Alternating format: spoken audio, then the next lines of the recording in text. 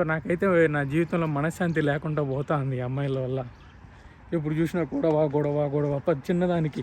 నేను ఏమరా అంటే జాలీగా అలా ఉండే మనిషి నేను. ఇంకా మేము కలిసి తిరగాలా లేదా అని చెప్పి మీరే డిసైడ్ చేయండి, సరేనా? హాయ్ ఫ్రెండ్స్, అందరికి నమస్కారం. నేను మీ Karthik. Welcome to my channel ఒంటరి ప్రయాణికుడు. ఏషియా యాత్రలో భాగంగా ప్రజెంట్ నేనైతే ఉజ్బెకిస్తాన్ దేశంలో అయితే ఉన్నానమాట.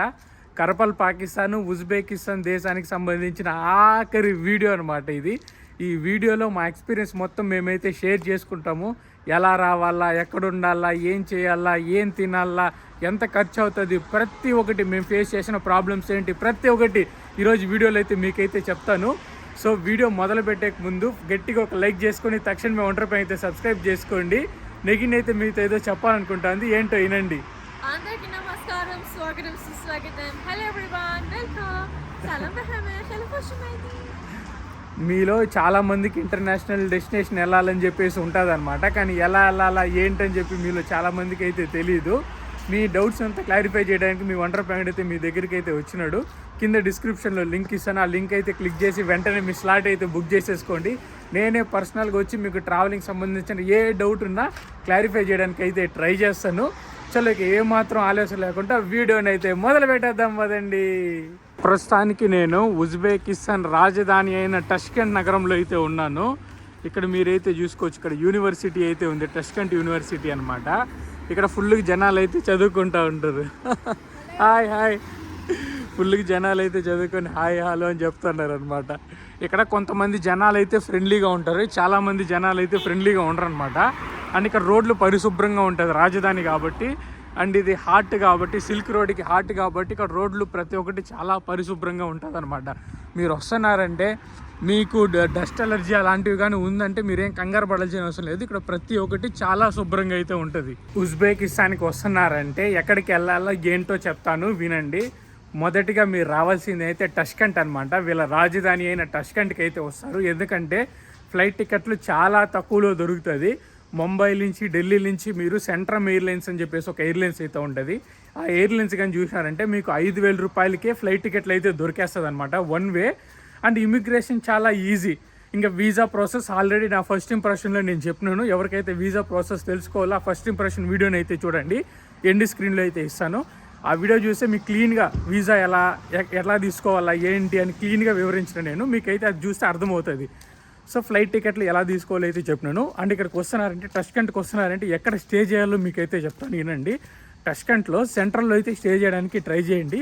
హోటల్స్ ఇక్కడ చాలా ఎక్స్పెన్సివ్ ఉంటుంది మామ. అందు 3 టైప్స్ ఆఫ్ ట్యాక్సెస్ అయితే వేస్తారు వీళ్ళు. సిటీ ట్యాక్స్ ఒకటి, వ్యాట్ ట్యాక్స్ ఒకటి, ఇంకా టూరిస్ట్ ఫీ అని చెప్పేసి 3 రకాల ట్యాక్స్లు అయితే వేస్తారు ప్రతి అకామిడేషన్కి. ఇప్పుడు అకామిడేషన్కి మనకి 2K పే చేసినాం అనుకోండి, ట్యాక్స్ మళ్ళీ దానికి 2K ఉంటుంది. సో మీరు 4,000 రూపాయలు అయితే పే చేస్తారు జస్ట్ ఒక అకామిడేషన్కి ఇక్కడ. ఇంకా హాస్టల్స్ అన్నిట్లో చాలా వరకు హాస్టల్స్లో బ్రేక్ఫాస్ట్ ఉంటుంది. సో మనం తినలేము ఆ బ్రేక్ఫాస్ట్, అన్ని బండు మొక్కలే పెడతారు. సో మనమైతే తినలేము. మీరు ఫుడ్కి చాలా ప్రాబ్లం ఫేస్ చేయాల్సి వస్తుంది. అది కొద్దిసేపు తర్వాత చెప్తాను ఫుడ్ది. సో ఎక్కడ స్టే చేయాలో మీకైతే అర్థమైందని చెప్పి అనుకుంటా. ఈ దేశంలో కూడా ఎలక్ట్రిక్ ఛార్జెస్ అయితే ఉన్నాయి చూడండి. ఎందుకంటే ఈ దేశము చాలా సమస్య అయితే ఫేస్ చేస్తుంది అనమాట, పెట్రోల్కి కానీ డీజిల్కి కానీ. అందుకని చెప్పి ఎలక్ట్రిక్ అయితే చేంజ్ అయిపోతున్నారు ఈ దేశం అంతా. మేము బస్సులో వచ్చేటప్పుడు గంటన్నర ఆపేస్తున్నారు, అంత క్యూ అయితే ఉంది. గంటన్నర సరిపడంత క్యూ ఉందన్నమాట జస్ట్ పెట్రోల్ పట్టుకోవడానికి. సో అంత ప్రాబ్లం అయితే ఉంది ఈ దేశంలో. If you are traveling to Uzbekistan in autumn or winter as it's cold, please bring 2-3 layered clothes like jacket, trousers, hat, like this kind of, I don't know what it's called, I carried headphone. So gloves also, because here the weather is a bit dry and so cold. Seems like it somehow it actually touch your bones, this much cold. And it was written -8 degrees but feels like -14 degrees. So this is so cold. And I haven't been here in summer, but summer you can also bring summer clothes. But as here is a Central Asian country, also nights can be a little bit cold in summer or spring even. So care about that one, not to get cold, not to get sick, to have a nice sleep. ఆకులే లేవు కానీ కాయలు ఏదో పనసపండు లాగా కాయలు అయితే ఉన్నాయి. మీకైతే ఇది ఏ కాయ తెలిస్తే కింద అయితే కమెంట్ చేయండి. ఇక్కడ చూడండి ఎన్ని పడిపోయింది అదో. ఈ పార్క్లో మొత్తం ఫుల్గా పడిపోయింది కాయలు మొత్తం. 1, 2, 3, 4, 5, 6, 7, 8 ఒబ్బో చాలానే పడిపోయింది. ఇది తింటారా తినరా కూడా తెలియట్లేదు, ఎట్లా పడితే అక్కడ చెత్త అయితే వేసేస్తున్నారు చూడండి ఈ దేశంలో ఫుడ్ గురించి అయితే మాట్లాడుకుందాము. ఎవరైతే వెజిటేరియన్స్ ఉంటారో వాళ్ళైతే ఈ దేశానికి వస్తే చాలా ప్రాబ్లమ్స్ అయితే ఫేస్ చేయాలా. ఎందుకంటే వెజ్ ఆప్షన్స్ చాలా లిమిటెడ్గా ఉన్నాయి, నేను లేదనట్లేదు, చాలా లిమిటెడ్గా అయితే ఉన్నాయి వెజ్ రెస్టారెంట్లో. అన్నిట్లో గెరిటలు అవన్నీ మిక్స్ చేసేస్తున్నారు. సో ఈ దేశం పాపులర్ ఫుడ్ అయితే పులావ్ అనమాట. హార్స్ మీటు, బీఫ్, చికెన్ అన్నీ మిక్స్ చేస్తారు. కానీ ఈ దేశంలో ఇప్పుడు ఫుడ్ గురించి అయితే మాట్లాడుకుందాం. ఈ దేశంలో ఫుడ్ చాలా ప్రాబ్లం అయితే ఫేస్ చేస్తాను అనమాట నేను. ఎందుకంటే ఇక్కడ నేను హిందూ, మీ అందరికీ తెలిసిందే, భారతీయునిగా నేనైతే బీఫ్ అయితే తినలేను, అది నా మతానికి విరుద్ధం అనమాట. కానీ ఈ దేశంలో అందరూ బీఫ్ అయితే తింటున్నారనమాట.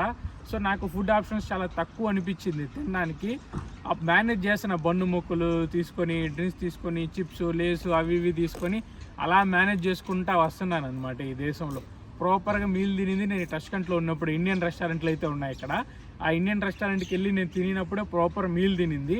దాని తర్వాత నాకు ప్రాపర్ మీల్ అయితే ఎప్పుడు పర్లేదనమాట ఈ సిటీలో. అండ్ ఇంకొక విషయం ఏమంటే ఇక్కడ జనాలు ఎంత ఫ్రెండ్లీగా ఉన్నారో చెప్పాలి మీకు. మోస్ట్ ఆఫ్ ద జనాలు ఫ్రెండ్లీగానే ఉన్నారు. ఒక 70%, 65 నుంచి 70% వరకు జనాలు ఫ్రెండ్లీగానే ఉన్నారు. కానీ కెమెరా ముందుకు రావడానికి ఇష్టపడట్లేదు. మిగతా శాతం జనాలు ఏమనంటే వాళ్ళకి మనం నచ్చలేదో ఏంటో తెలియదు, కానీ వాళ్ళైతే మనతో ఫ్రెండ్లీగా లేరు. కొంతమంది ఉన్నారు, అఫ్కోర్స్ కొంతమంది ఉన్నారు. ఈ దేశానికి ఎక్కువ మంది టూరిస్టులు రారు కదా, అందుకే ఇంత కొంచెం ఇన్బ్యాలెన్స్గా ఉందని చెప్పి నేనైతే అనుకుంటున్నాను. హోప్ఫుల్లీ ఇన్ ఫ్యూచర్లో వీళ్ళందరూ ఇంకా ఫ్రెండ్లీగా అవుతారని చెప్పి కోరుకుంటున్నాను. ప్రస్తుతానికి ఇండియన్స్కి అయితే ఫ్రెండ్లీగానే ఉన్నారు, కానీ ఇంకా ఎక్కువగా ఫ్రెండ్లీగా ఉంటే ఇంకా మంచిగా ఉంటుందని చెప్పి నేనైతే భావిస్తున్నాను. ఎవరిదో ఈ ఇల్లు కానీ అసలు చూడండి ఎలా ఉందో. బాగా బలిసిన వాళ్ళు, బాగా డబ్బులు బలిసిన వాళ్ళు అయితే కట్టుకున్నట్టున్నారు. ఇక్కడ కార్లు అయితే అదేందో జైంట్ లాగా ఉన్నాయి, పెద్ద పెద్ద కార్లు ఉన్నాయి. గేట్లు చూడండి ఎంత పెద్ద గేటు, ఒక ఇంద్రభవనం లాగా ఉంది చూడడానికి. ఇంత పెద్ద ఇల్లు నేను ఈ దరిదాపుల్లో అయితే చూడలేదన్నమాట. లోపల చూడండి ఎంతంత పెద్దది ఉందో. ఇది హోటల్ కాదు, ఇల్లు అనమాట, ఎవరిదో పర్సనల్ ఇల్లు, ఎవరో బిగ్ షాట్ అని చెప్పి అనుకుంటాను. పక్కనే ఒక అట్రాక్షన్ ఉంది, మసీద్ అయితే ఉంది, మాస్క్ అంట అనమాట. ఆ మాస్క్కి ఎదురుగానే ఇంత పెద్ద ఇల్లునైతే కట్టుకొని ఉన్నారు. బాగా బలుసున్న వాళ్ళు మామ వీళ్ళు, డబ్బులు ఎక్కువ ఉన్నాయి వీళ్ళ దగ్గర. ముస్లిం దేశాలు కదా, ఇంతంత డబ్బులు ఎక్కడి నుంచి వచ్చేస్తుందో నాకైతే అర్థం కావట్లేదు ఈ దేశంలో అలా ఏం రా ఉంది ఇంతంత సంపాదించడానికి అని చెప్పేసి. పెద్ద పెద్ద ఫ్యాన్సీ కార్లు తక్కువనే ఉన్నాయి, కానీ డబ్బున్న వాళ్ళు అయితే ఫుల్గా ఉన్నారు మామ. పెట్రోల్ అమ్ముకుంటే మాత్రం డబ్బున్నోడు అయిపోతారు చూడు. ఒక గేట్ అయిందా, ఇది రెండో గేటు. ఫస్ట్ గేటు అవతల పక్క ఉంది, ఇది రెండో గేట్ అయితే చూడండి ఎట్లుందో. వడ్డీ అమ్మ, ఎట్రా సంపాదిస్తారు ఇంతంత డబ్బులు? ఎక్కడ దాచుకుంటారా? ఏమో నల్ల డబ్బులు ఏమైనా పెట్టుకుంటున్నారా ఏంట్రా? ఎంత డబ్బులు రా సంపాదిస్తారు? అయ్యో, ఇక్కడైతే చూడండి వీధి మొత్తం ఉంది కదా, ఈ వీధి మొత్తానికి సంబంధించిన చెత్త అయితే తెచ్చి ఇక్కడైతే పడేస్తున్నారు. మన సైడ్ కూడా వీధి చివరిలో మనం పెడతాము, కానీ మన మేజర్ సిటీస్లో ఏమంటే చెత్తకు కూడా ఒక మాఫియా ఉంటుంది అనమాట, చెత్త మాఫియా ఉంటుంది అనమాట. వాళ్ళు దానికి కూడా డబ్బులు తీసుకుంటారు. ఈ దేశంలో అలా ఏం లేదనమాట. చెత్త తీసుకొచ్చి ఈ ఎండింగ్లో అయితే పెట్టేస్తారు. చెత్త ఏరుకునే వాళ్ళు వచ్చి చెత్తని అయితే ఎత్తుకొని వెళ్ళిపోతారు అనమాట. ఎలా కవర్లో మొత్తం పెట్టినారు చూడండి, ప్రాపర్గా డిసిప్లిన్గా పెట్టినారు. అదొక మంచి విషయం అనమాట ఈ దేశంలో. నాకు బాగా నచ్చిన విషయం, ఎందుకంటే దేశం శుభ్రంగా ఉంటేనే కదా ఆరోగ్యంగా ఉంటాం. అలా అని చెప్పేసి నేను మన దేశాన్ని తక్కువ చేయట్లేదు, మన దేశం చాలా ఎదిగింది. ఈ ఏదైతే చెత్త మాఫియా ఉందో దాని గురించి చెప్తున్నాను, ఎందుకంటే మేజర్ సిటీస్లో నేను ఉన్నాను కాబట్టి నేను కంపేర్ చేసుకోగలుగుతున్నాను. చెత్తకు గడ మనం పన్ను కట్టాలన్నమాట, డబ్బు కట్టాల. ఏది చెత్తకు గడ, లాస్ట్కి మనం చెత్తకు గడ పన్ను కట్టే స్టేజ్కి వచ్చేసినాం అనమాట. రేపు పొద్దున్నే ఇంకా దేనికి ఎన్ని సంవత్సరాలు బతికితే అన్ని సంవత్సరాలకు కూడా పన్ను కట్టమంటారేమో చూడాలా. పాప అయితే అక్కడ చూడండి, అక్కడ ఉంది.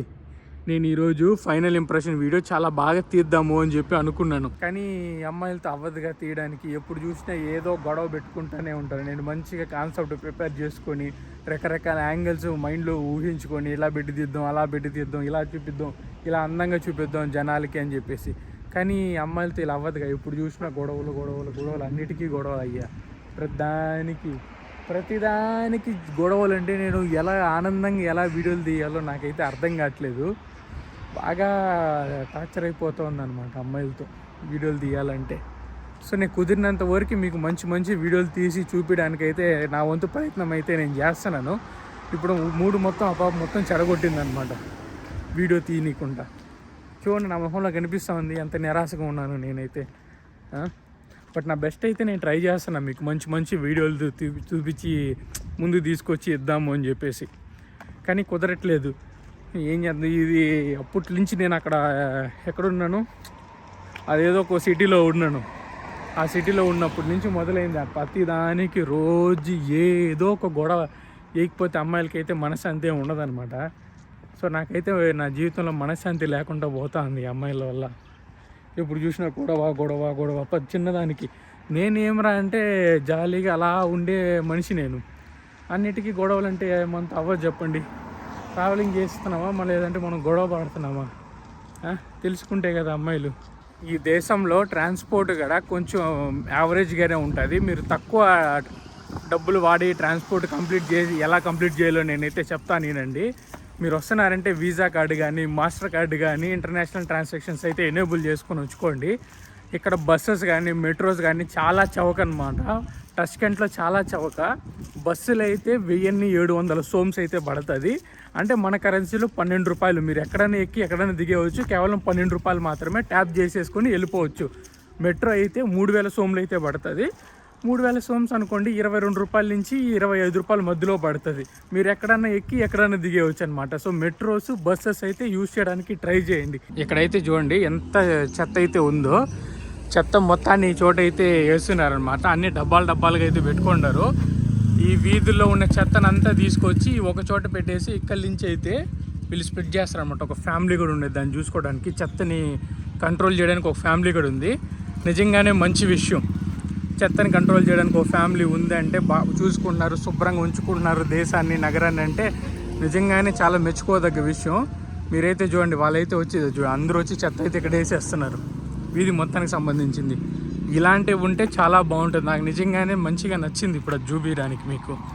చెత్త కంట్రోల్ ఉండాలి మామ. పరిశుభ్రంగా మన వీధి పరిశుభ్రంగా ఉంటేనే మన దేశం పరిశుభ్రంగా ఉంటుంది. మన దేశం పరిశుభ్రంగా ఉంటేనే జనాలు మన దేశానికి వస్తారు, చూస్తారు అంతా. చూడండి ఇక్కడ చూడండి ఎలా ఉన్నారు జనాలు అందరూ.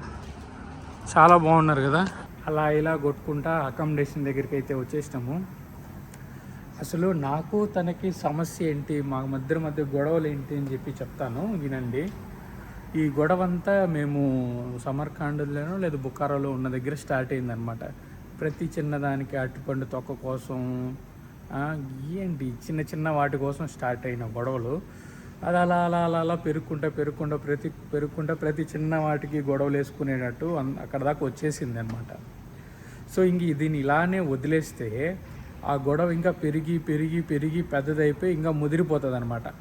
ఇంకా ఒకరినొకరిని ఇది చేసుకునేంత దాకా వెళ్ళిపోతుంది అని చెప్పి నేనైతే అనుకుంటున్నాను.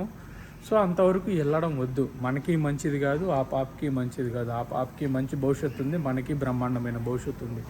ఎందుకు చెడగొట్టుకోవడం వాళ్ళు ఎవరి భవిష్యత్తుని వాళ్ళు. సో నేనేమనుకుంటున్నా అంటే ఇప్పుడు మేము ఒక కొత్త దేశానికి అయితే వెళ్తున్నాం. ఈరోజు ఇంకొంతసేపట్లో మాకు ఫ్లైట్ ఉందన్నమాట. వేరే దేశానికి అయితే వెళ్ళాలా. సో ఆ దేశానికి అయితే వెళ్ళి మంచిగా అది ఎట్లనో ఆ దేశానికి ఫ్లైట్ టికెట్లు అన్నీ బుక్ చేసేసినాం కాబట్టి ఆ దేశానికి వెళ్ళేసి ఒక 4-5 రోజులు ఉండేసి ఆ దేశంలో ఎవరికి వాళ్ళు వీడుకోలు చెప్పుకొని వెళ్ళిపోతే బాగుంటుంది అని చెప్పి నేనైతే భావిస్తున్నాను. మీరేమనుకుంటున్నారో మీరైతే మర్చిపోకుండా కింద కమెంట్ చేసి చెప్పండి. ఈ పాత్తో ఇంకా కొనసాగించమంటారా, లేదంటే వద్దు భయ్యా నీకు మించిందని చెప్పి మీరు అంటారా ఏంటి? మీరే డిసైడ్ చేయండి ఏం చేయాలో.